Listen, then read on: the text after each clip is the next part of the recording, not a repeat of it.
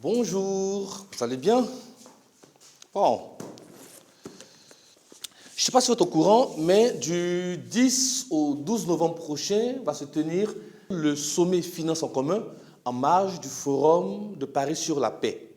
Il s'agit en fait du premier sommet mondial des banques publiques de développement. Qu'est-ce qu'une banque publique de développement? C'est ce que nous allons voir aujourd'hui. Écrivez donc banque publique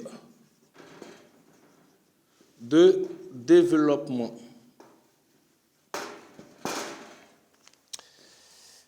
Alors, une banque publique de développement, c'est une banque. Voilà, elle n'est pas commerciale et ne propose donc pas de services de gestion de comptes individuels ou de crédit à la consommation. On l'appelle aussi institution financière de développement. Notez ça.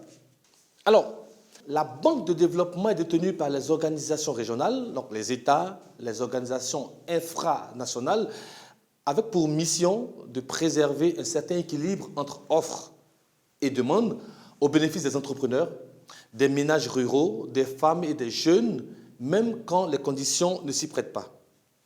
Mais au fait, combien sont-elles et quel rôle peuvent-elles jouer dans un contexte actuel? Faisons ensemble donc un tour d'horizon des principales caractéristiques de ces institutions financières, pas tout à fait comme les autres. Alors, ce que je peux dire, c'est qu'actuellement dans le monde, on dénombre 450 banques publiques de développement, dont 95 sont en Afrique, avec en moyenne à peu près une vingtaine en Afrique de l'Ouest. Parmi celles-là, 2 sont régionales, et vous les connaissez certainement. Il s'agit de la Banque ouest-africaine de développement, la BOAD, et la Banque d'investissement et de développement de la CEDEAO, la BIDC. Alors, qu'elles soient aussi bien nationales que régionales, ces banques publiques de développement dans la sous-région investissent dans des secteurs stratégiques comme l'énergie, l'industrie, les TIC, l'agriculture, les minéraux, le secteur financier, le commerce de détail, quoi d'autre encore, l'infrastructure, la santé, l'éducation, ainsi de suite. Et ces banques-là donc jouent un rôle décisif, notamment pour contrer les crises à travers une large palette d'outils financiers. Par exemple, ça peut être des prêts, des garanties, des fonds propres ou des quasi-fonds propres. Je sais, c'est très technique, mais soyons un peu plus pratiques.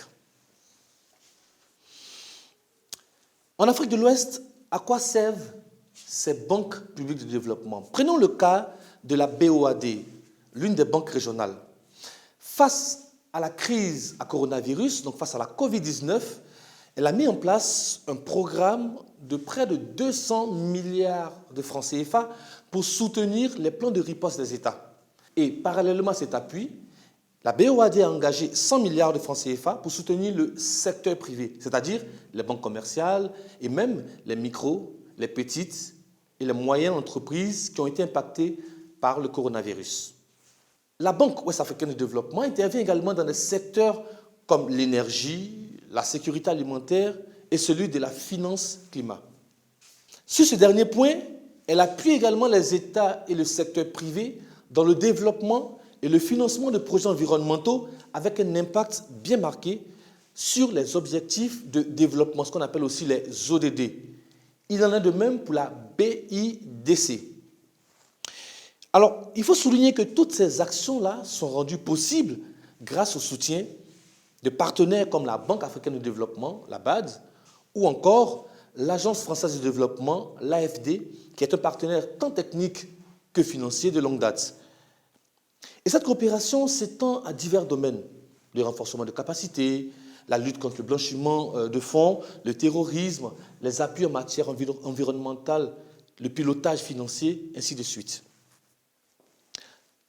Quand j'ai dit tout ceci, je voudrais quand même vous rappeler un adage qui dit que l'union fait la force.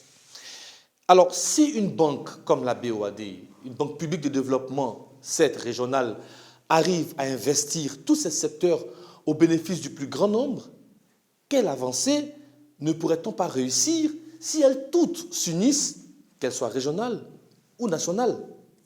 Parce que finalement, travailler ensemble à une échelle locale ou continentale facilite une rapide amélioration des performances au bénéfice de tous. Et quand je dis au bénéfice de tous, je cite les populations, les banques publiques de développement elles-mêmes, les pays et le continent. Et donc, travailler ensemble, c'est avoir une voix qui porte plus haut, qui porte mieux. Je pense qu'ensemble, les banques publiques de développement d'une même zone géographique peuvent plus efficacement mener des initiatives qui répondent aux besoins communs tout en tirant le meilleur profit des compétences propres à chaque institution. Premier rassemblement mondial des banques publiques de développement, appelé le sommet Finance en commun, vient justement se proposer de réfléchir à une dynamique de coopération entre les différents acteurs de la finance et du développement de toute la planète, de sorte à permettre une relance durable pour tous, spécialement dans le contexte actuel. Je tiens à souligner donc que l'événement est 100% digital via une plateforme dédiée et interactive. Toutes les informations sont donc disponibles sur www.financeincommon.org, www.financeincommon.com. Est-ce que vous avez des questions ?